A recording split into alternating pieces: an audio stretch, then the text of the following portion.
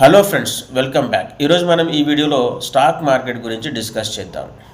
తరచుగా మనం న్యూస్లో వింటుంటాము, ఇరాన్ ఇజ్రాయెల్ కానీ వేరే దేశాల యొక్క యుద్ధాల వల్ల కానీ భారతదేశ స్టాక్ మార్కెట్పై ప్రభావం చూపిందని, స్టాక్ మార్కెట్ పడిపోయిందని కేంద్ర ప్రభుత్వం ప్రకటించే పథకాలు దానివల్ల స్టాక్ మార్కెట్ ఊపందుకున్నదని చెప్పి వింటుంటాం. వాస్తవానికి స్టాక్ మార్కెట్ అంటే కంపెనీలు తమ యొక్క వాటాలను దాన్నే స్టాక్ అంటారు, మార్కెట్లో ఉంచడమే స్టాక్ మార్కెట్.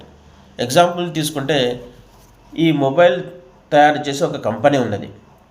ఫర్ ఎగ్జాంపుల్, ఈ మొబైల్ తయారు చేయడానికి 1000 రూపాయలు అయితే 500 రూపాయలు కంపెనీ వాటా, మిగిలిన 500 రూపాయలు బయట దీన్నే స్టాక్ అంటారు, మార్కెట్లో ఉంచుతుంది. అంటే ఈ 500 రూపాయల వాటాలను 5 వాటాలు అనుకుంటే 100 ఇలా 100 రూపాయలు కలిగిన 5 వాటాలు, వాటినే షేర్స్ అంటారు, మార్కెట్లో ఉంచడమే షేర్ మార్కెట్ అనమాట.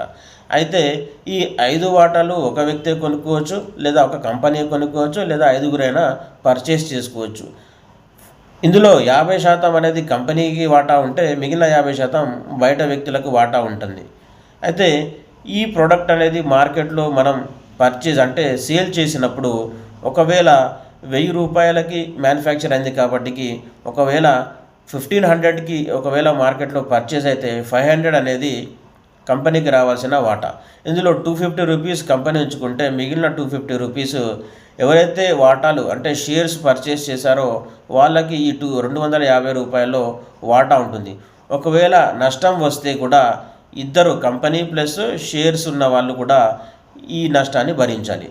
మరి ఈ షేర్స్ ఎక్కడ లభిస్తాయి అంటే స్టాక్ ఎక్స్చేంజ్ అంటారు. అది 2 రకాలు, బాంబే స్టాక్ ఎక్స్చేంజ్, నిఫ్టీ అన్నమాట. ఈ 2 కంపెనీల దగ్గర ఈ షేర్స్ అనేవి, స్టాక్స్ అనేవి లభ్యమవుతాయి. ఇకపోతే మరి మనం ట్రాన్సాక్షన్స్ చేసుకోవడానికి, షేర్స్ కొనుక్కోవడానికి ఒక పద్ధతి ఉంటుంది. దాన్ని ఏమంటారంటే ఒక డీమ్యాట్ అకౌంట్ ద్వారా ఈ షేర్స్ పర్చేస్ చేయడం, సేల్స్ చేయడం కానీ జరుగుతుంది. డీమ్యాట్ అంటే డీమెటీరియలైజేషన్ అకౌంట్ అన్నమాట. గతంలో కంపెనీ యొక్క వాటాలు కొనడానికి అంటే పేపర్ అగ్రిమెంట్ ఉండేది.